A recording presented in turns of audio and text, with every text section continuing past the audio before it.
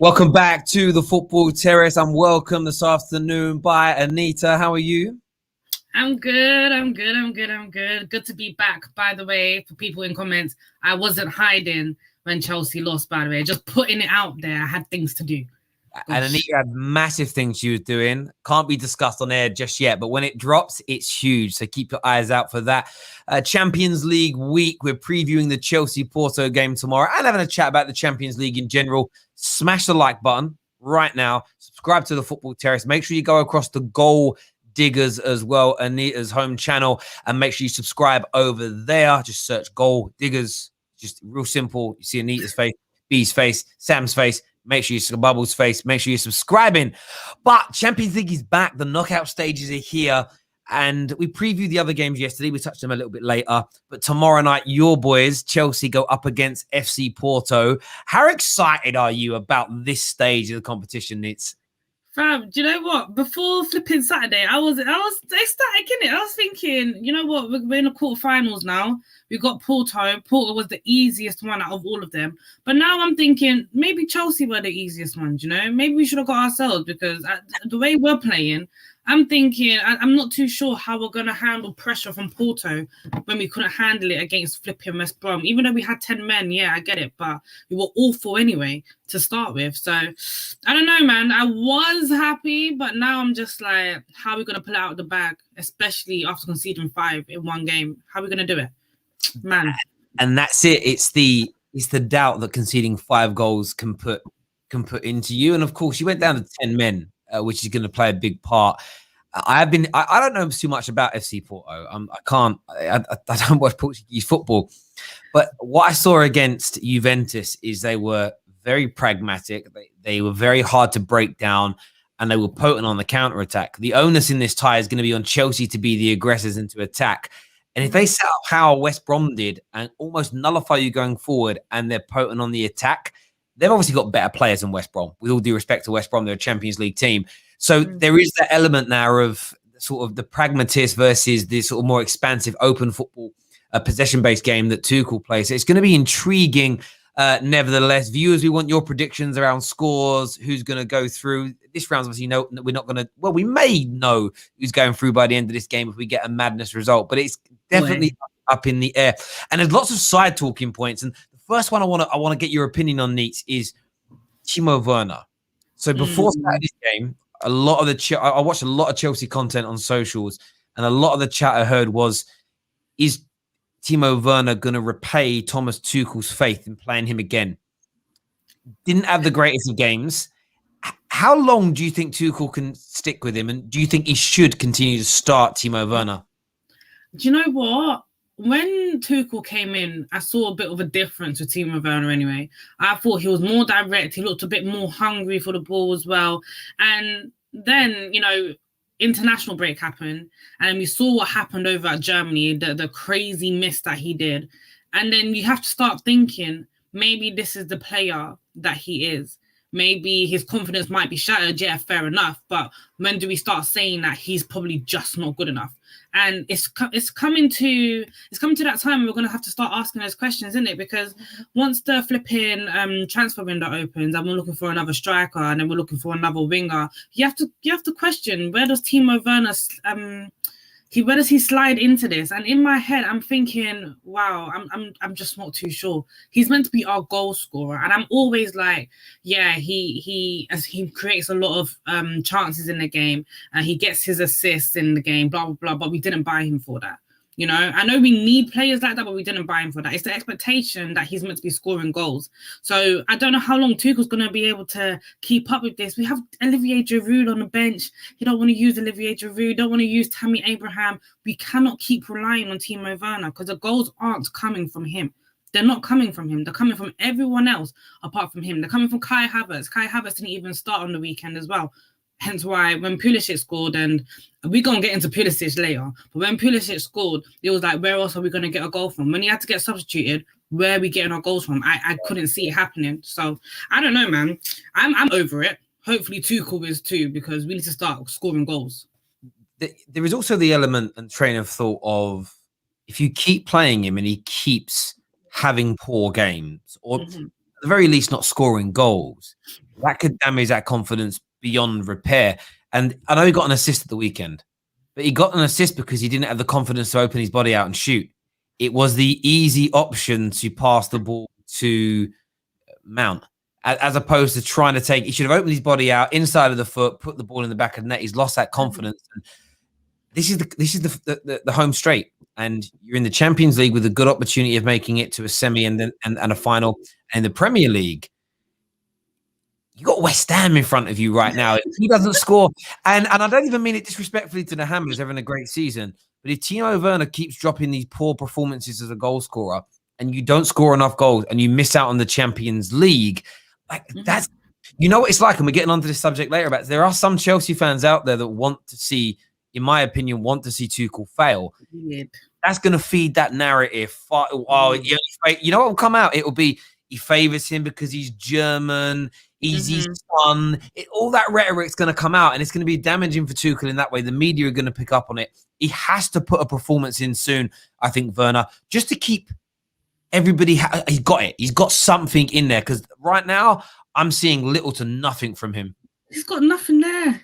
Terry, listen, I've been watching him for the whole season. I've kept my patience. I've tried and I've tried. There's literally nothing there. I'm still behind him. I'm still giving him to the end of the season to show me something. But at the moment, we can't keep living off potential. We can't keep living off how many goals he scored last season. Yeah, he was phenomenal last season. But how many goals he scored? Like 34 goals. That's brilliant. He's not doing that here at Chelsea.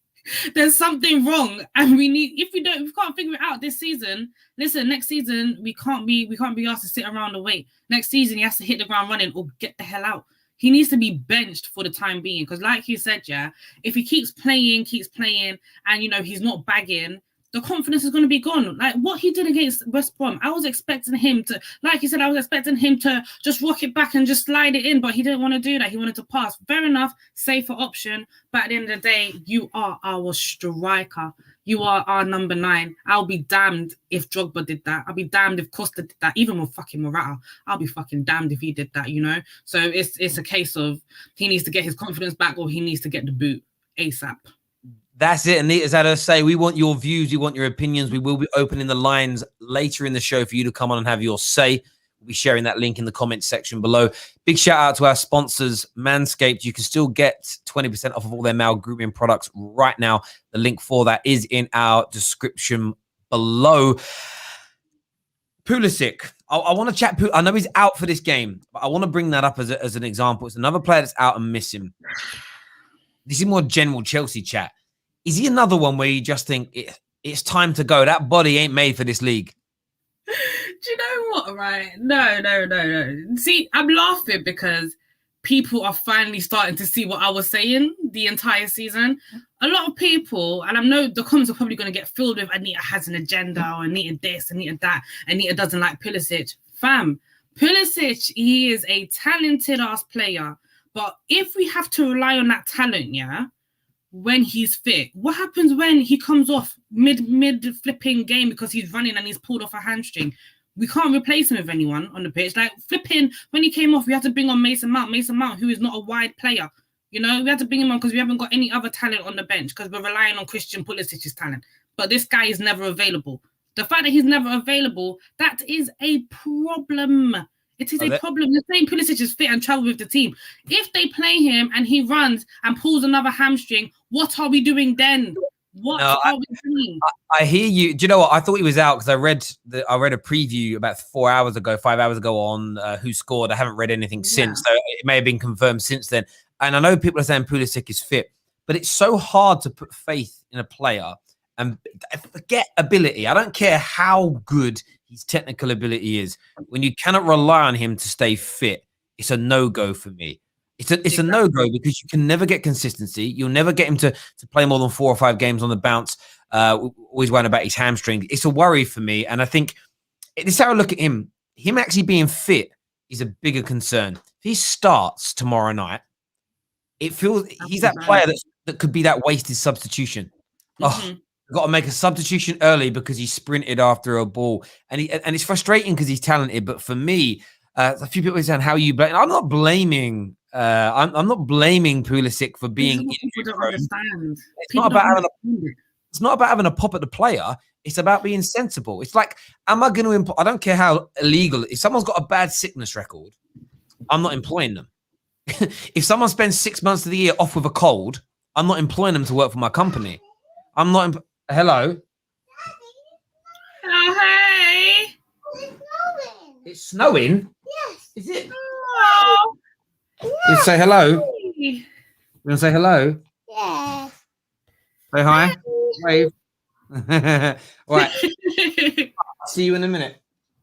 See you in a minute. Oh, she's so gorgeous. Thank you. She won her Easter bonnet competition at nursery, so she loved it. It's her Easter bonnet was banging. To be fair, her grandparents made it. I didn't know it was a thing. Like, it's posh around here. Oh, we're making Easter bonnets. I was like, what? What is that? Yeah, like, it's not having a go at Pulisic. It's just being realistic. If the guy gets injured all the time, he shouldn't be starting in these games. 110%. Like, the thing is, Chelsea fans, they're just not gonna understand me on it, and I just don't understand how. Like, our team thrives off players who stay fit. When you have a player who cannot stay fit for a full 90 minutes, so it's kind of like a Ruben Loftus-Cheek, right? We know how much talent Ruben Loftus-Cheek had, and we know that he could have been a player who could have literally transformed our midfield. We get it. However, if he's not always available, what is the actual point? It's nothing. It's not a detriment to his own talent. It's not his fault that he's not always available. But in hindsight, you've got to look at it and you've got to place everything in front of you and think, would you rather have a fully fit winger who has just as much talent as Pulisic, or would you just rather just stick with Pulisic for the rest of his flipping Premier League career? You'd rather just get a fully fit winger that has Pulisic's talent. You'd rather get that. I totally get it. We have it at Man United. We have it at United where people keep crying about why don't we give Bailly and Tuanzebe proper chances. It's like, bruv, Ollie's been in charge for 860 days. Collectively in that time, they've been injured for over 690 days. Like, you can't put your faith in it. And do you know what? Maybe you start playing one of them on a regular basis and they don't break down, but the likelihood is they will. The club are going to buy a better centre-back than Lindelof to go next to Harry Maguire, but the condition of the body of Tuanzebe and Eric Bailly mean it's not going to be them two. You've just got to, get over it. And the same with Pulisic. Yeah. He's got all the ability in the world to be a top star, but I just think he's going to be one of those guys. It's going to be in 4 or 5 years, he's going to be one of them players where you're in the Champions League and he comes off the bench and you're going to be, that's where he is now. He's going to be one of those guys. He's going to be one of the, not because he isn't good enough, because of that body. And the thing is, there's actually nothing wrong with that. There's nothing wrong with it. There's nothing wrong with being a talented player and, just not being able to be available because you're always injured. At the end of the day, it could go left and he could become like Robin. He could be like Robin. Robin was so injury prone when he was at Chelsea. He went to flipping Bayern Munich and he's one of their best stars. He could be like that. However, as for right now, it's a right now situation. Right now, he's not really available as much as we'd like him to be. Fam, let's find someone who is just as good as him and available at the same time. Since when did we become so sentimental? Like, this is not my fan base. I'm so confused. Since when did we become this sentimental? It's crazy. No, I hear you. There's a comment here from Top Dog. One of the members says, did you say the same about Cho? Fam, the reason why I'm having this conversation is because Cho is not as good as Pulisic. When Pulisic comes off, right, and if you want to see a Cho, you can tell there's a dip in quality. You can tell that there's a dip. And I think that Cho, he's one of our most talented youngsters. However, when it comes to replacing someone like Christian Pulisic, because Pulisic is injured, I don't think it's going to have the same effect. He's not as good as Christian Pulisic. So I do say the same thing about Cho. I don't think Cho is good enough at the moment. So if we have two players, one that's not available, another winger that's just not good enough at the moment, what are we left with? And equally, I think with Hudson-Odoi, it was one injury. It was a bad injury. It's not terrible. Yeah, and it's taken him time. It's as you say, he's more on performances, and I think you've been fair on that.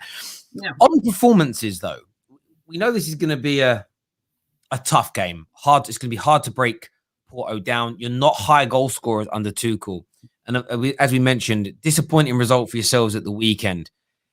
Do you feel though, and I've seen this, and I think it's true. Do you think there's a percentage of Chelsea fans that were so disappointed in the way Lampard was treated? Do you think there's a part of them that's almost rubbing their hands at the prospect of you know, oh, we lost to West Brom. If you go out in this round of the cup, almost this element of sacking Lampard was too trigger happy. Tuchel isn't ready either. It's the squad that's not good, or it's a squad that's not good enough, and we shouldn't have got rid of our manager. Is there that kind of divide in your fan base, do you feel? Yeah, I feel like there's a divide, and I thought it would have died down by now because a lot of people are just starting to see, look, it's been 14 matches and we haven't lost one up until the West Brom game. Like, I thought people were starting to turn heads, but once we lost to West Brom, you could really see like a lot of people showing their true colours, like, this was never Lampard's problem, it was always the team, blah blah, things like that, that kind of narrative. But when we were, you know, winning games, when we were, you know, when we can see a pattern of play that everybody was happy with, no one was really talking there. Everyone was just like, oh, okay, well, let's see how long Tuchel lasts. People just need to get out of their asses and understand that we support the club. If the club's not doing well, we have a problem with the club, you know? Like, people need to stop putting it on the manager. Let's give Tuchel as much time as we gave Frank Lampard. If things don't pick up, if things aren't looking better, if we don't get a trophy or whatever, fine. But at the end of the day, let's be fair. Because if we're being serious, I don't think Frank Lampard would have beat Atletico. People are talking about, oh, we lost to West Brom. I think we would have lost to Atletico. 100%. So, boy, people need to get their bias glasses off and just look at things for what they are. If the team's bad, the team's bad. Don't blame it on the manager. Use that same narrative. Don't blame it on the manager. Yeah, it's an interesting one for me. We see it with Man United. I think there's a lot of people that are desperate to be right, and they want to pull on these things.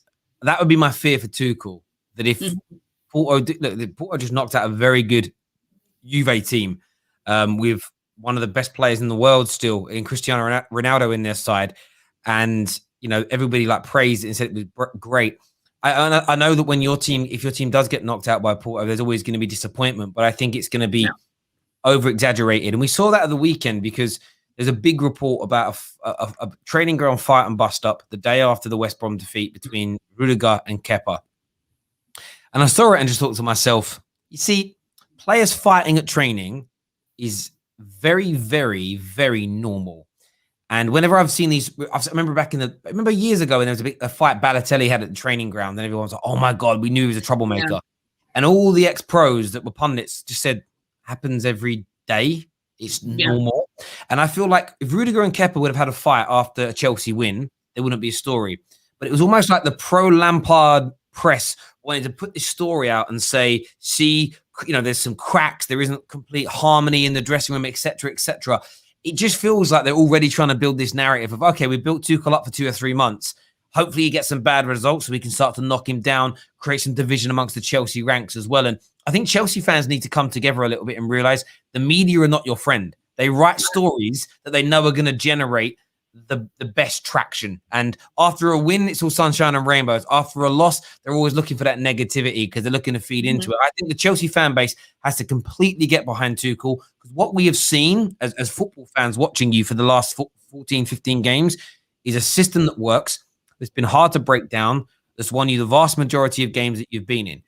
You're looking at Haaland to improve your goal scoring record. Everybody knows you need better defenders. But you only conceded 5 against West Brom because you went down to 10 men and they caught you on the hop. You know, it wasn't like they were battering your door down before. It wasn't like they were 3-0 up and then Thiago was sent off. Like, the exaggeration from people is mad. It's over-exaggerated, but do you know what, right? I don't think Tuchel helped himself with that match. So, like, I'm not going to sit here and say Tuchel was perfect for that match or nothing. Like, I think Tuchel, he kind of walked straight into a battering. I'm not going to lie. Like, I'm so sorry to bring it back up, yeah, because I did want to leave this match in last week, innit? I didn't want to bring it to this week, but now I'm just angry again because really and truly, right, in the Premier League, any team goes down to 10 men, yeah, they are holding back. Like, they're really defensive. Tuchel wanted to run the fucking game. Like, he wanted to get all of his men on the ball, all the 10 men that we had, get Jorginho distributing stupid passes left, right, and centre. And I get it. He didn't want to switch up the narrative. I get it. However, bro, we are 2-1 down. You hold back and you should counter, you know? Like, he didn't want to do that. Why were we always on the front foot? And then when we got caught out, West Brom went on to freaking score. Like, that was a Tuchel thing. But with regards to the media, they always like to stretch things out. They always do it. Remember when it was Sarri, the bus stop with Louise? right before we were going to go and play flipping Arsenal in the final. They always do this. It's not just for Chelsea, it's for every single team. They try to look for cracks. And this Rudiger thing has given me hope, because I'm thinking, well, last time this type of thing was reported, we went on to go play our next game and we played very well. So I'm hoping Chelsea come out, show some solidarity, and then, you know, we beat Porto the best way that we can, the best way we know how. Because when these things come out, we've got to realize the next day we look like we're the best in London. You know, we look like we're the best team. We show solidarity. We go out there and we go and win. So let's hope that's going to be the same thing for tomorrow when we play Porto. If it's not, then we know that maybe there is something going on in the dressing room. But as for right now, let's not believe the rumors, man. It's annoying. Yeah, and I didn't know who wrote that article, because as soon as I saw, whenever I hear about law, yeah, as soon as I heard that, I was like, well, it's pro Lampard then, isn't it? You know, this is and I don't care about players having fights at training, because it's very, very normal. This fans always, when fans have an agenda against a manager, they pull on this thread of bust ups. You know, we've got a United at the minute. Oh my God, De Gea's angry, he's been dropped. Of course he is. Normal. Every player that doesn't get picked is angry and frustrated. It doesn't mean they're not going to be professional and do their job. It doesn't mean they dislike the manager, but everyone wants to make it sound like that. And I think Chelsea having a mini that happened after one game, and you can imagine if you go on a little bit of a poor run, what these pro Lampard Chelsea fans and journalists are going to do. It's going to be, listen, if you do lose tomorrow, I almost guarantee you either Jamie Redknapp or Harry Redknapp are on the radios tomorrow morning talking about it, saying, see, my boy Frank, that wouldn't have happened. You know what I mean? I don't want to see Harry's face anywhere. I don't want to see Harry's face nowhere. Like, I'm over all of the pundits, the pro Lampard pundits. I am over it. I get he's your boy. He's my boy too. Yeah, I love him too.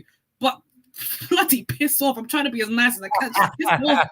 Piss off. You know, it's just the process they're going to follow. In terms of Porto, what are you most like? Where are their strengths? What are you most fearful about them as a team? I don't have a clue. If I'm being honest, I don't watch Porto. Like, obviously, watching them with flipping Juventus, you can see like they're proper organized at the back. Fair enough, cool. They can break down Juventus's team. Okay, cool, whatever. At the same time, I don't know. I actually don't know. The only thing I know about Porto, if I'm being honest with you, is that one, we probably have better players than them. Two, their manager played under, I think it was Mourinho when Porto won the Champions League as well. Yes. I think that's literally about it. That's all I know about him, and I can't sit here and lie to you and say, oh, this player is going to be a problem or that player is going to be a problem. I don't know. I'm going into this blind. And that's the fear in this. Now, of course, Chelsea will have done a lot more research than a YouTuber would on their team. But when you're playing the lesser sides, that in itself is sometimes their biggest strength, because you don't need to do as much video work on Bayern Munich, on Liverpool, on Real Madrid, because you watch them more, you understand them more, you know the player's strengths, they're more famous. It's in some respects easier to put a plan together, but sometimes harder to execute. When you play these teams, it's harder because you don't know them as well. But at the same time, you know, you don't want to overcomplicate things and put too much in place. I just think they're going to be very pragmatic. I think they're going to be hard to break down, but they're going to look to spring you on that counter-attack. And where you don't want to repeat what you did against West Brom is over, especially in this first leg, although you were away, is over-committing. And then having or 2 or 3 goals in the next round, you know, a nice 1-0 tonight or a solid score draw would be a pretty good result for Chelsea. And I think that's almost what I think the approach will be. Use your possession-based football, which you've been brilliant under Tuchel of doing. Don't let them have the ball, and they won't be able to score. It's as simple as that. We have a super chat here that says, I swear players fighting and being aggressive after getting pumped like that would be a positive. If they weren't getting angry, that would be way more concerning. Yeah, I agree. 110%, 110%. You know what? With Porto, right? I think I'm a bit worried about Tuchel overthinking it, because, like you said, like, it's not a Bayern Munich, it's not a PSG where like you kind of know where the danger's coming from, you kind of know what the threat is and how to nullify it. But I'm scared that he'll overthink it, because, like Pep, they both do this thing when they overthink like the matches that, you know, that are against teams that are quote unquote lesser than them, you know. And I'm just a bit worried that Tuchel might overthink it, and then we might go there, we might, get done. I don't know, but I'm positive, man. I can't sit here and tell you that I think Porto is going to beat us. Nah, man. We have to take them to the shops. We have to do it. We have to. Yeah, absolutely. You do, and it's because it's forget the Tuchel thing a minute, and people going at him and everything else. It's the easiest draw on paper, and you're a Premier League club with a squad worth hundreds of millions of pounds with one of the best managers in the world. You have to consider yourselves favourites. You have to go into it being the pressure being on you, they're being that underdog, and it's living up to that. And the point around Tuchel, these are the moments where you don't judge him completely, but as you say, how does he handle this pressure of being the favourites to go through? Will he overcomplicate it? It's one of the biggest things that people used to throw at Poch and even at Pep sometimes is, why do you make that weird decision on this random game? Stick to what's been working for you. Stop trying to be too clever and making something sort of jump out in regards to that. We're going to be getting some of the Football Terrace peeps on in a few moments to have their say. We're going to share the link for you to call in. We're also going to be a little bit later on in the show talking about the new Champions League changes, I think they're calling the Swiss process, I think it's called, something along those lines. I may have forgot the name of it now. Yeah, the new Champions League format. We're going to be going through that, playing you a video about that and getting everybody's thoughts and feelings on that as well. Let's see some more of these comments here. We will win 2-0 tomorrow. He's got top dog things. What do you think the score will be tomorrow, Nitz? That's what I would like to see. I would love to see a 2-0. However, if I'm going to be honest, I think we might have to, I don't know, I think maybe a 1-0. A 1-0 or 1-1, I think. I don't think it's going to be as easy as Atletico. I can't believe I said that. As easy as Atletico. But yeah, it might be a 1-0 to Chelsea. But I genuinely think Chelsea's going to win this match. We're going to win. Do you know what as well? I need to call you bruv then. Do you know? Do you know what I think with it as well? What I'm intrigued about is this reaction to you guys losing one game, because you did make the Atletico game look easy. Now imagine beating Atletico Madrid look easy, and then suddenly after one defeat, throwing baby out with a bathwater. It's an absolute madness to me. It says Saar will play May, can do, European rules dictate. Can you imagine your boy putting in a madness? That'll be interesting. First caller on the show. If Saar is playing, Terry, I'm not watching. If Saar's playing, I'm not watching. Because that just means Tuchel's overcomplicated everything, and I'm just going to save myself. I'm not going to watch. Callum's with us now. Callum, what you saying, bro? How you doing, guys? How you doing? How are you feeling ahead of your game tonight, bro? Quietly confident. But I know it's Liverpool, so we like to do things the hard way. The fact that Varane's out as well, obviously, first and foremost, I hope COVID's not affecting him too badly. Like, that comes first. But the fact that he's out, Ramos is out, Carvajal, Valverde, they've got a few absentees. We should kind of be going for their throat on this one, I'm not going to lie. But as I said, it's Liverpool, so we do kind of tend to make things difficult for ourselves. So I'm quietly confident, but I don't want to underestimate. I hear you. If I was you, I'd be quietly. Bloody hell, no Varane, no Ramos. What the hell? You could just walk with back. Don't gas me, Anita. Don't gas me, Anita. Me, when I heard they're both out, I just went, Jota hat trick. Simple as that. Jota hat trick. And no Eden Hazard. That must be a weight off your shoulders. Look, I'm just being humble, going into the game, taking it minute by minute, and I just want to secure the away win and then go for it. But I'm quietly confident. I am. Do you know what? Do you know what's really going though about this round is you can watch two at the same time, but I don't want to. I so wish we could just watch, like, spread it more. I know we can't. It's a constant. Yeah. I'd love it where the Dortmund game was on tonight, and then tomorrow is Liverpool, and then the next week, I'd love to be able to watch all those games and just focus purely on that. It's going to be a tough one. But of course, Chelsea play Porto tomorrow night. What do you think? What do you give? How do you rate Chelsea's chances of making the semis? So this is a thing. I'm again, Anir, I like to wind you up all the time, like you do with me. But I'm genuinely saying this. I was happy we didn't draw Porto, and we've beaten them on the last couple of occasions we played them in the Champions League, but we struggled this season against the low block, and they are the ultimate low block team in Europe at the moment. So I actually think Chelsea will get through, but I don't think it's going to be as easy as many people think. I don't know if you guys agree with me or not. I don't know. I agree with you only in the sense where it's kind of different. I don't look at Porto and think, oh, they're a threat or anything. I just look at Porto and think they probably wanted us too. So that's how I see it. I view it as Porto wanted us, we wanted them, cool. Maybe Porto can have the upper hand in this. I don't watch Porto. I don't watch Portuguese football for me to kind of have a say on, you know, how they're going to play or if they're going to outplay us or play better than us. But at the same time, they're where they are for a reason. They beat Juventus, who they are solid when it comes to defending. Defensively, they are solid. So the fact that they were able to break Juventus down, what makes me think that they're not going to break us down. But at the same time, we played Atletico, you know, they couldn't break us down either, and we broke down their low block, you know. So why can't we break down Porto's at the same time? It's all if buts and maybes. It's all in the air for me. But with the quality that we have on paper, I'd expect us to go in there, and I expect us to go in and win. You know, like that's just how I view it. I hear you. I mean, obviously, I've been watching the show before I come on. You had a little chat about Timo in that. I think his name should be changed to Timid Werner. But like, with all due respect, who do you think should actually start for you guys tonight? Because I think it should be Giroud. If you're looking to get a result, it's got to be Giroud, right?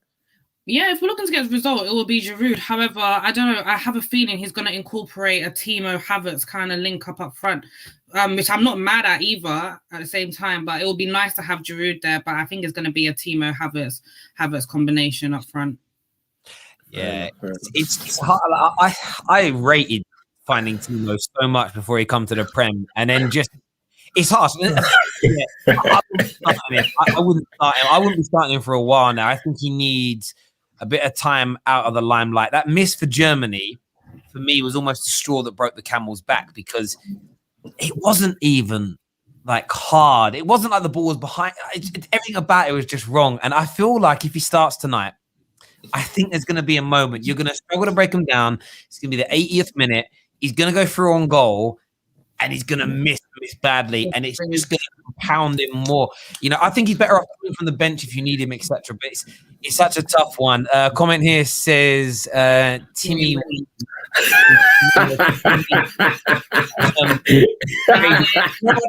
have to say this. I do remember where you were like, she said it in the group chat. Video footage of him finishing chances in training. She was like, look at my boy finishing in training. And I'll be honest though, I looked at it and I was like, oh, he looks good. He looks so good. He looked deadly. And it just hasn't manifested itself. Do you know what I mean? Some of the videos I was showing my dad before, you know, that video of my dad saying, look at your friend. Like, those are some of the videos I was showing my dad. I was telling my dad, this guy is solid. Come on, look at him. He was excited. And then he's just giving us a bunch of nothing ever since. I know, it's mad. KJ's with us as well now. What are you saying, KJ? Yes, KJ. What's up, people? Yo, Timo Werner is now the Kepa of strikers right now. It's big. I actually feel for him, like that. Oh, I don't. No. As a person who likes football, I feel for him, because what he was doing at Leipzig was great. And then when I saw that pass off that he gave to Mason Mount, I was just like, you know his head is gone. If you're a striker and you need goals, that is a chance you take. Right-footed as well, bang that in the back of the net, get yourself going. He is that low that my man was like, nah, I can't take this. I'm just gonna pass off the responsibility. And it's just like it's sad. It's very peak. But it doesn't matter because Chelsea are back. So they're gonna go and they're gonna go beat Porto. They will. If you're a Chelsea fan and you're not excited for this game, you're not going expecting to win, I think you're weak. You can't be celebrating, oh yes, we got Porto, woo, we're going through, and then when it comes to the night, be like, oh, but actually, X, Y, Z, this can happen. I don't think. Nah, bro, with chess, I told you, Tuchel is a breast surgeon, fam. Triple E, that's what you man have got. So, yes. KJ is such a mind manipulator, you know. That's that church coming out, bro. Mind manipulation. That's the church, bro. Do you know what I mean? They are favourites in that way, and I suppose one of the overarching questions of the show, and I want to put this to Neats first. Do you feel you're ready to win the Champions League this year? Oh boy. Honestly, we're not ready to win it, but we can. I'm gonna say it like that. We're not ready to win it, but we can. I think I'll give us a couple more seasons until we're ready to win the Champions League. But really and truly, were we ready to win the Champions League in 2012? On paper, when you look at it, no, we weren't. But hey, we went and did it. Anything can happen in Champions League. Champions League is all about luck, you know. But I don't think we've got that much luck in us. I think semi-finals max. If we get Real Madrid, if we get Liverpool, then we might be able to look into a final, you know, might be able to, but I don't think we're ready. We're not ready, but we've got a good chance, Joe. And on that, Cal, you kind of touched on it earlier. If you are fortunate enough to beat Real Madrid and go through, who would you prefer in the next round, Porto or Chelsea? Porto. Okay. So that's confidence there. I mean, obviously, we can't be in the next round. We're nowhere near it. We won't ask that question for us. Yeah, we'll just leave it to you guys to chat about that one. But it's going to be a very, very interesting night indeed. It really, really is. In the other game that's going on, viewers, we still want your score predictions, by the way. Get some super chat questions in for the panel tonight as well. Later on in the show, we're going to be going through the new Champions League format that comes in 2024-25 season. It does look absolutely amazing. There's a few bits need iron out, but it looks like an amazing format that could rejuvenate and re-energize Champions League football. But the other big game tonight is Man City, Borussia Dortmund. Haaland's at City. You've got Pep. That I do feel the more and more I listen to him speak, he feels under pressure to win this trophy. Anita, from your point of view, what's going to happen in that game tonight? And just this one first leg, what's going to happen? Is Haaland going to do a madness, or is City just going to slap Dortmund up? Listen, do you know what? It's so mad, yeah, because I think it's going to be proper end-to-end type football. If Dortmund go out there and they sit back, then they're stupid. They can't go there, and they can't go there, and they can't sit back. I'm not going to hear it. I want this to be an end-to-end match, and I want to see Haaland put Man City away. And if he doesn't do it, I'm sure Pep's going to find a way to win this match. But I'm hoping for a Dortmund win so that the second leg will be absolutely tantalizing. Like I'm praying for a Dortmund win. I think Haaland's going to come out. Is Sancho back? Is Sancho playing? Jamie's not back. He's not playing. No, he's not playing. Yeah. This whole Haaland's going to do a madness, bruv. He's setting himself up for transfer, yeah? He ain't going to be doing it to his new club. What do you mean he's going to be dropping a stinker against his new team. He's not going to City Pool. We're not even talking about that. We're not talking about that today. He's not going to City Pool. But I think it's going to be a Dortmund win. No, it won't be. It won't be. No. Why? Man City right now are in some good form. Mm-hmm. I know they lost to Man United unexpectedly, but that's been happening for the last 2-3 seasons now anyway. So that's nothing new. Mm-hmm. I feel like Manchester City are in a place of form and a mindset like they can't be beaten. And yes, even if Dortmund tried their hardest to go forward, you know how many gaps and holes they're going to leave for their forward players. Literally, there is no game plan for Dortmund that I feel like will be guaranteed success. It's Bielsa football. It's Bielsa football, like just with better players, and it's a flip of a coin. If they go gun ho, they leave spaces in behind for Man City to do damage. If they sit back, they give Man City more time to break them down. It's lose for them. I think they have to go out. The only way they can win is if they go out and do it. I don't see them sitting back and hitting on counters. I don't see it happening. But again, you know what? I don't really give a heck who wins or loses. Yeah, I don't give a heck. I want to see some good football because that's the 100% for me. Like Haaland can have a madness game and still lose tonight and prove to people how potent and how good he is. The one thing, if I was a City fan, that would be in the back of my mind though, is the mental stress of we haven't got past this stage ever with Pep Guardiola. We've never had real success in the Champions League, and it's that. Everyone's talking about us doing quads and trebles and greatest team ever. What you've got to hope as a Dortmund supporter is that just gets into their heads a little bit. They fluffed it. We've seen them mess up at this stage every year under Pep. So it takes a while to kind of get over that.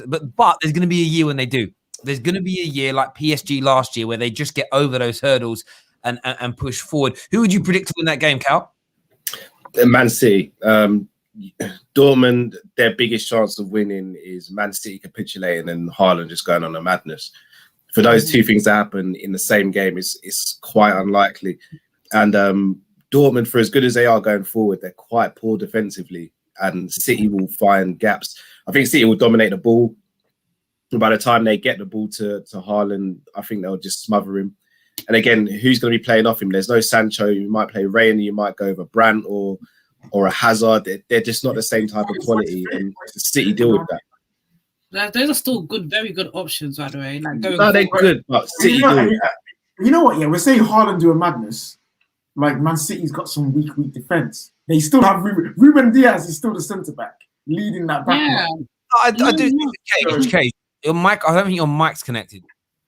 It might have come out just because it doesn't sound like your normal quality. Just thought I'd point that out. Thank you, because now I switched it over and it's just. There we go. Yeah, it sounded like you're in a basement or something. Bro, where's he at? Super chat. Yeah, I mean, this is a good test for Haaland as well. What I will say is this: any club that's going, I don't know if he's worth the 150. Man, banked in 2 goals tonight from 3 chances or something. It's like you pay that damn money for this kid, because there's no stat padding when you're playing against Man City. There's no it was lucky when you're playing Manchester City. They're the best team in Europe currently on form. And I'd like to see him do it, because my club ain't signing him. So what I want is for him have to spend more of their budget, so they're less likely to buy other players. Like, I'm trying to think strategically here when it comes to that. I really, really am. But Cal, KJ, thank you both very much for coming on and having us. Appreciate it, guys. Speak to you both again soon. Take care. Thank you. Nice one, guys. Have a good one. Yeah, you too. Good luck tonight. Not really. good luck. Nice one. Top man. We're going to share the link now in the comment section. If you want to come on and speak to myself and Anita, get your score predictions in or your super chats in as well. Before we do that, we're going to play some of the video from one of the best YouTube channels on the planet, TiVo Football, about the new proposed Champions League format. It's a 3 or 4 minute video. We're going to go through it, have a bit of a discussion, and of course take your calls as well. Let's have a look and see. That's the wrong one. This is the one we need. No, I want this, and then I want that. Why is it only putting no wrong one? There it is. Got it. I was clicking the wrong buttons. Let's see what they've got to say. When the 2024-25 season begins, the competition will enter into a new broadcasting contract with a raft of different commercial agreements. And when it does, it will be under a new format with many more games, the Swiss model, as it's been referred to. But how will it work? What will the Champions League actually look like, and why is this happening?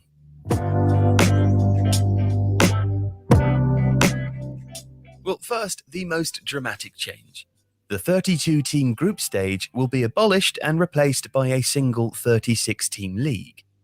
Each participating club will play 10 games, 5 at home, 5 away, with those fixtures determined by a seeding system which will rank clubs based on historic performance. After those initial 10 games have been completed, the teams finishing in the top 8 of the league will advance automatically to the next round. The next 16 sides, however, would then enter a playoff from which 8 winners would emerge to create a 16-team knockout stage. Juventus's Andrea Agnelli is the chairman of the European Club Association, and he has described the changes as his ideal Champions League and believes it will provide great opportunities for those teams participating in that competition. As well he might. In essence, the Swiss model is a clever way to stage a competition with a large number of participants without sending half of them home after the first round. So that's the first part of it. It goes into a little bit more detail. Go check out TiVo Football. Amazing information you can get from there. Wonderful explainer videos. So go check that out. But that's the basic concept of it. There'll be 36 teams that will be in a league with one another. It will be seeded. So teams at the top will be playing the teams nearer the bottom of the seeding based on coefficient points and vice versa. But no one goes out after the sort of group stage element. It's the top 8 going to the next round, and every other club then gets one more chance to stay in the tournament by going into the basic knockout stages first and foremost. What's your initial, and I shared the video with you earlier, what's your initial thoughts on that being the new system and new approach? I don't know if I'm crazy about it, but I think it's only because I'm so used to the group stages. I'm just thinking, what's the point in changing it? Like, I know, like, in the video, they go on to talk about, you know, how great it is for business, sponsorship, and all of that stuff. And, you know, a lot of people want to see more Champions League matches or whatever. But at the same time, I'm just thinking, is this really necessary? It's more games for our football players. So if it comes with more games, the top 4 people who are in the top 4, they're going to have that extra, 6 or 7 games, Champions League matches they have to work for now. So what are we going to do about, you know, Carabao Cup, you know, like when it comes to things like that, FA Cup, how is it going to fit in with the schedule? And I don't know. I'm just not crazy about it, because then it's just like, what's next? You know, we've got this Champions League, actual league. What's next? An FA Cup league? I don't want that. I mean, this is not what I signed up for. No, I think what they're trying to do is they want more games, and I think it will do that. So when you sort of look at it, go watch the full video. The link's in the description below. There's this element of there'll be more of the bigger teams playing each other on a more regular basis over the course of the year. Equally, what they want to stop, and this is for the Champions League to make more money, is the Inter Milans and Man United from this season, as an example, dropping out and going into the Europa League, and almost giving them one more chance to stay in the tournament and get to those knockout games that little bit sooner. And you've got to think, before you go into the final sort of 16 knockout stages and then onto the quarterfinals, each team's now going to play 12 Champions League games rather than the 6 that they currently do. So it's going to double. And you're absolutely right. I think what England would need to do, because we have 2 cup competitions, I think a rule is going to have to come in that says no Champions League team can play in the Carabao Cup. Yeah. I think that's, and our teams, as in Man United and Chelsea, I think would sign up for that every single day of the week. Main reason being money. You're going to get an extra 6 Champions League games. That's easily generate 20-30 million pound of revenue, match day revenue, and everything. So from a business point of view, it makes absolutely complete sense. The one bit I'm teetering between loving and hating is the seeding. With the seeding, it basically means, let's say this year the top 2 seeds are PSG and Bayern Munich. It basically means you won't see them play each other until the final. Yeah, like tennis, if that makes sense. Yeah. So, there's part of me that thinks I love seeing a big team get knocked out early, but equally, it's going to mean we get quarterfinals and semifinals, which are fire. So I don't know if I like that or hate it. I'm really. Do you get what I mean? I know. I get you. When you put things like that, it looks a bit more tasty. I get it, but at the same time, God is back. Oh, bless. Sorry, Gold Diggers is back this weekend. Sorry, guys. But yeah, at the same time, I'm just still not convinced. I'm not convinced. What, Bayern Munich and PSG playing each other only in the final, okay? But then it's like, for the smaller teams, what does it mean for them? You know, what does it mean for, I don't know, like a Porto at this point? If they don't get through on the league, the Swiss whatever, the Swiss league thingamajiggy, where are they gonna go after this? After the league is done, what happens to those that don't qualify? Are they gonna go to the Europa League? What's gonna happen there? You know, I think we need to get more of a breakdown as to what happens, and you know, the seeding situation, how that's gonna weed out and stuff. But we need to make it fair for everybody involved. It sounds like they're creating opportunities for the lower teams, which is great. But at the same time, are they really? You know? Yeah. There's also the element of where those extra 4 places are going to go. So it looks like Ligue 1 are going to get an extra. The 4 teams from the French league are going to come in, which will make their national league more competitive, more money, etc. Yeah. One place is going to go to a team that I think in the Netherlands league. Yeah. So what they were saying is that a team where their country doesn't get automatic qualification, like the Netherlands, if they have a team that does really, really well, gets to a semi-final, they'll be automatically given a place that they don't have to, regardless of where they finish in their league type thing. And the final 2 places will be awarded to like top teams with coefficient points, like a Man United. So if Man United finished 7th one season, but we've got huge coefficient points, we'll be awarded a Champions League place regardless. What the hell is coalition points? So that basically is where they add up that you get points for how far you go in Europe. So let's just say you get to the quarters and semis and finals almost every year, you'll have more points than teams that drop out in the group stages. So you generate more points. So what they're basically saying will happen, let's just say like Real Madrid, Barcelona have got huge points because of what they've done in the last 5 years in the Champions League. Same as Liverpool. say Liverpool finished 7th this year under this new format, they would automatically qualify because they've got one of the highest level of coefficient points, and they didn't finish in a qualifying position.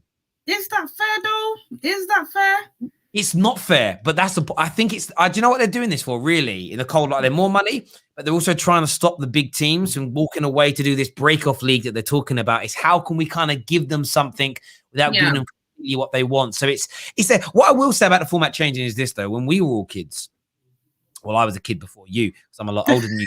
Like when I was a kid, right?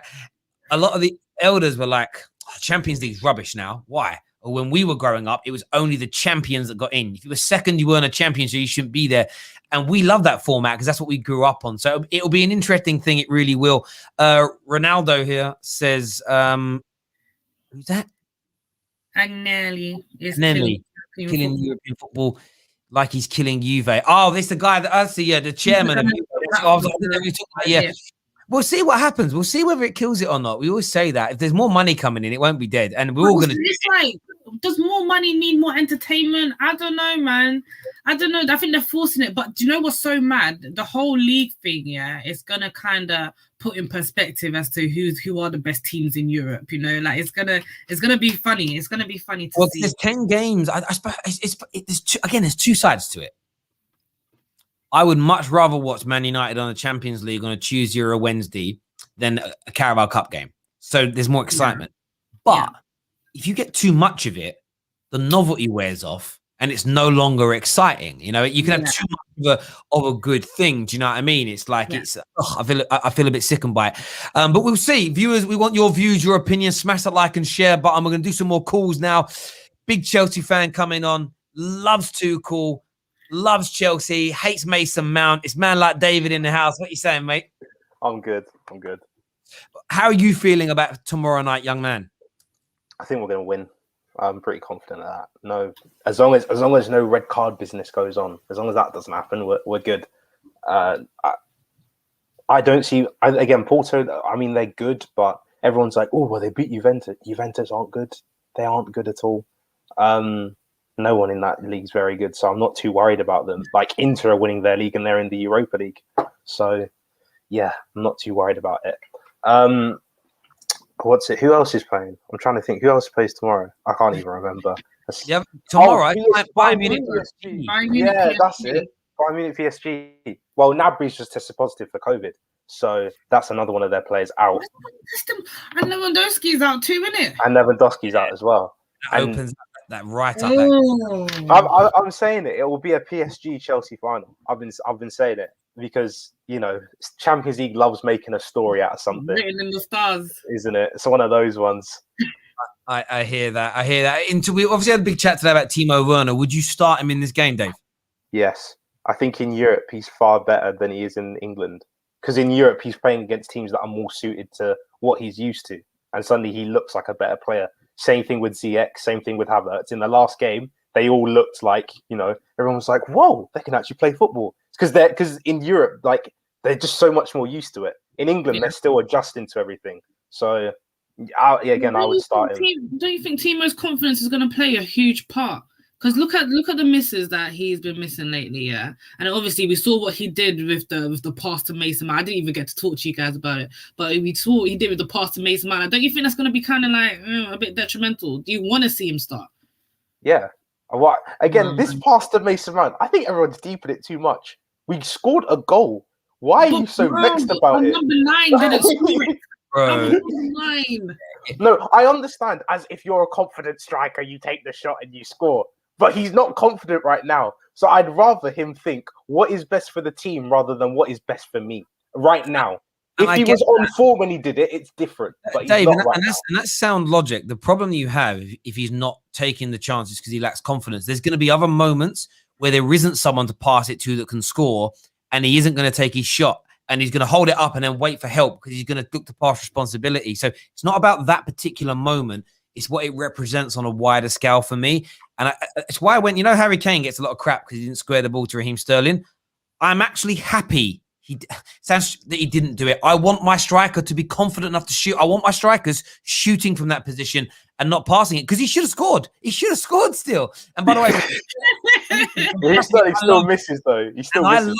I love Raheem Sterling, but he was going to blaze that over the bar because he misses. Do you know what's mad? That whole World Cup, right? You can ask Adam Charles because he was in the studio every day with me. Every England game we watched in that studio, and you wouldn't find a man in England cheering harder for Raheem Sterling to be the guy because that was in the height of the media attention he was getting. But when he didn't square it, because we obviously were still in this is mad. During the game, no one was angry that it wasn't squared because we were still in it. As soon as we went out, it was like, should have squared it, and that's what footballers do. But there we go. We're over that now. I'll never get over it. It's one of them ones. But what's your thoughts about Dortmund tonight? I know you touched on it a bit last. A lot of people are writing Dortmund off tonight. Do you give them any inkling of hope, Dave? No, no. We're so bad. We're so bad right now. I want them to win as well, Adita, but it's comical. It's comical right now. It's really bad. It's really bad. We're going to go to some more callers here. We've got Chelsea fan Benny waiting. What do you want to say, Benny? I just want to say that we're going to win the Champions League. It's ours. It's ours for the taking. It's literally ours for the taking. Because we got to put... Last time we won, we had Benfica, I swear, in the Champions League quarterfinals, and we won. Yeah. So it's going to happen again. And tomorrow, Timo Werner will have a good game. He'll actually have a good game. He'll be up for it. Tuchel will push him, and if the team is confident and we're happy, we can go on and win the game. Why are you so confident, bro? What makes you think that your Chelsea boys can get past Porto, past either Liverpool or Madrid, and then past either City, PSG, or Bayern Munich? It's because it's written in the stars. We're going to beat Porto with confidence because I just feel like we have Tuchel. Tuchel's better than Pirlo as a manager. So we're more tactical and we can beat Porto better than how Juventus struggled. And the semi-finals, I think we can beat Liverpool because we beat them earlier last month. And Real Madrid, they haven't been as strong as they in the Champions League they've been before. So we'll beat them and then we'll go into the final and win. It's ours for the taking. Man's got confidence. He come out with chest, bro. As KJ said, breast surgeon FC, bro. Giving them that chest. Look at that, Benny. Top man. Look after yourself, bro. Look, that is some serious confidence. He gave good. He gave good like answers. Like there's nothing there that alarmed me. Apart from when he said it's written in the stars. It may not be written in the stars, but all of his answers were good still. Like I get him. I mean. We did again when we won it. It was Portuguese opposition in the quarters, then it was Spanish in the semis, and then it was German in the final. So it could follow the same thing, and history tends to repeat itself. But then, for all we know, PSG make it to the final. It's France, and Liverpool make it through, and then it's Istanbul as well. So Istanbul could go in Liverpool's favour. Like literally. I do want a British semi-final. Like I want it to be Liverpool and Chelsea in that semi-final. I don't. It's not my team, so it doesn't really matter to me, but it's almost this element of in my like younger adult years, first like living by myself and whatever, that was in that era of all those big British clashes like Chelsea Man United finals, Liverpool Chelsea are all in the Champions League. That was my adolescence, sort of my 18 to 22, 23 years, and I just had such a good time. I just want to relive it. I can't remember the last time two English teams played each other in Champions League. Liverpool, Tottenham. Yeah, and even Spurs and Man City. Yeah, but that was dead. Spurs Man City was good.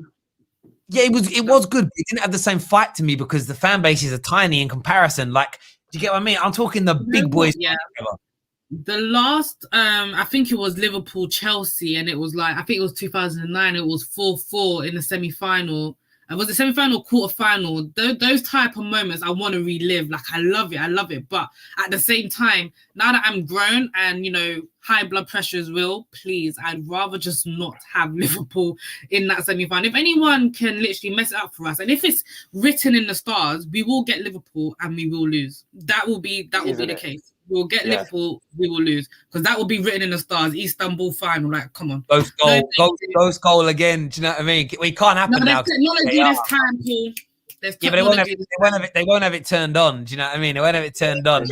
That's going to happen. Bournemouth settings. Yeah, one of them ones. We got Jack on the show now. What are you saying, Jack? Hello? Yeah, hello, Jack. Who do you support, mate? Chelsea. Yeah, what's on your mind? What do you want to say? I'm just gonna say is that I think Chelsea. It is written in the stars for Chelsea. It can be, but this is the thing. If Liverpool does come into the semi-finals, that Istanbul, I watched it a lot in redo, and it was hell for me to watch because that was injustice to me. And if we get Real Madrid, it could happen. But if Eden Hazard comes back, he'll come back to haunt us maybe if his injury. Maybe oh yeah, it could be. You could have Eden. So thank you. Sorry, Jack. Thank you very much for coming on, Evan. You'll say, imagine that Eden Hazard I think I'll cry. knocks Chelsea. Anita, did you hear? No, you probably didn't watch yesterday. But what's it? Sonny was like, he doesn't think Hazard's capable of having one good game in him, and I was there thinking, you said it yesterday, and I was there like thinking, yeah. He said he's done as well at the highest level. He said he's absolutely done, like no chance at all, and I was like, you know how much I hope this guy shows up and pans you again. Listen, next week, hopefully Eden Hazard wants to play next week. Apparently, it was his decision not to play. So hopefully, he wants to play next week, and it'll be at are they going to play at Anfield, or is it still going to be a neutral ground? I don't know the rules. I think it's neutral. I think it's neutral for them. At Anfield, that's Hazard's dancing ground, bruv. Yeah, very true. We've got Itest's son on the show. What are you saying, mate? Listen, fans, the way they talk, they're confident. They've just lost 5-2 and they think they can win the Champions League. You just love to hear it, don't you? Anyway, I think you lot are really underestimating Porto. Porto are good defensively. I think they will leave. I think they will be exposed. I think everyone couldn't. Bro, your Wi-Fi is really poor. Try calling the Wi-Fi got exposed. Try calling this back, bro, with that son. A few people are pointing out, yeah, Liverpool played Man City in 2018. That's true. Again, I know it's going to sound really harsh. I can't remember it because it's one big team versus. I don't even mean it in the salty way. I just sort of mean what I consider Man City have bots in their followers. Man City have bots in their followers. That's what he means. I don't even mean it horribly. I respect him. The man that just called in saying Chelsea wins the Champions League. Not all dreams come true. City or Bayern will win. End of discussion. I hope people know if City and Bayern play each other, City will thrash them. I hope people are aware of that. I know. That's a match I've been waiting for a long time. Like, I think everyone, because they don't watch a lot of Bundesliga, everyone thinks Bayern is like Bayern are a very good team. And when people were like, "Oh, bring me Bayern," as Chelsea fans, I was like, "Please shut up. We aren't good. We aren't that good."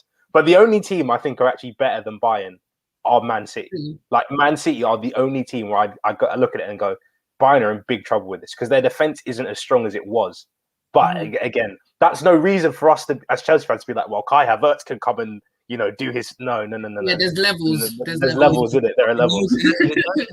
No Lewandowski, if Mbappe's in the same kind of form tomorrow night as he was in the first game against Barcelona, he could not buy that. Man City, Bayern Munich may not even happen if he's on point because he looks... However, Bayern Munich, Borussia Dortmund, ooh, I would love that. I would love it. No, I would not. I would love it. Could you imagine Dortmund Chelsea final? Oh, my head would be gone. Dortmund Chelsea final. I'd be so happy. I'm traveling to Istanbul that day. If I don't care about the $5,000 Charles Boris gives me on the way back in or whatever it is.